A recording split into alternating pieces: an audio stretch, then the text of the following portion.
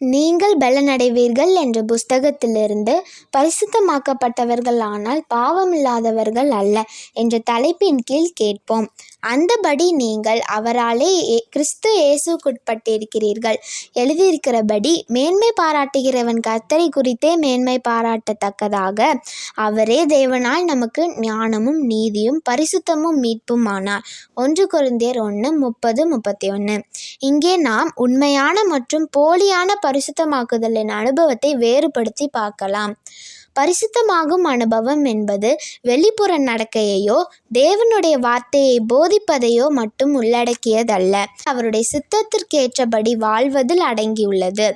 தாங்கள் பாவமற்றவர்கள் என உரிமை கோரி தங்களுடைய பரிசுத்தத்தை குறித்து பெருமை அடித்துக் கொள்கிறவர்கள் சுயநம்பிக்கை உள்ளவர்களாயிருந்து தங்களுக்கு வரும் ஆபத்தை குறித்து உணருவதில்லை.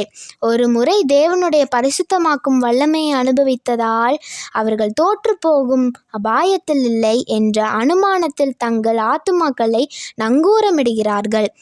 தாங்கள் ஐஸ்வர்யவான்கள், தங்களுக்கு ஒரு குறைவும் இல்லை என்று கூறும்போது அவர்கள் பிரதிபிக்கப்பட்டத்தக்கவர்களும் குருடர்களும் நிர்வாணிகளுமாயிருக்கிறார்கள் என்பதை அறியாமல் இருக்கிறார்கள். ஆனால் உண்மையாய் பரிசுத்தமாக்கப்பட்டவர்களோ தங்களுடைய சொந்த பலவீனத்தை உணர்ந்தவர்களாக இருக்கிறார்கள். தங்களுடைய தேவையை உணர்வதினால் அவர்கள் சத்திய வெளிச்சத்திற்கும் கிருபைக்கும் பலனுக்கும் இயேசுவிடம் செல்வார்கள். அவருக்குள் எல்லா பரிபூரணமும் வாசமாயிருக்கிறது. அவர் மட்டுமே அவர்களுடைய தேவைகளை பூர்த்தி செய்ய முடியும். தங்களுடைய சொந்த குறைபாடுகளை குறித்து அறிந்தவர்களாக அவர்கள் அதிகமாக கிறிஸ்துவை போல் ஆகவும் அவருடைய பரிசுத்த பிரமாணத்தின் கோட்பாடுகளுக்கு ஏற்ப வாழ தேடுகிறார்கள். இயலாமையின் இந்த தொடர்ச்சியான உணர்வானது தேவன் மீது முழுவதுமாக சார்ந்திருப்பதற்கு வழிநடத்தும். இதனால் அவருடைய ஆவியானவர் அவர்களுக்குள் ஒரு எடுத்துக்காட்டாக வெளிப்படுவார். பசியோடும் தாகத்தோடும் இருக்கும் ஒவ்வொரு ஆத்துமாவின் தேவைகளையும் சந்திப்பதற்கு பரலோகத்தின் பொக்கிஷங்கள் திறக்கப்படும்.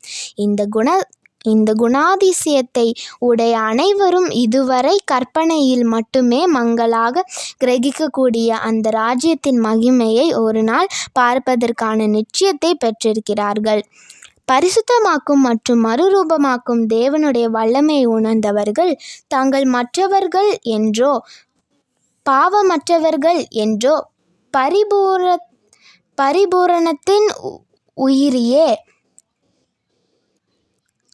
உயரிய நிலையை அறிந்துவிட்டோம் என்றோ, சோதனை நம்மை நெருங்குவதற்கு அப்பாற்பட்ட இடத்தில் இருக்கிறோம் என்றோ நினைக்கக்கூடிய தவறான அபாயத்தில் விழுந்துவிடக்கூடாது.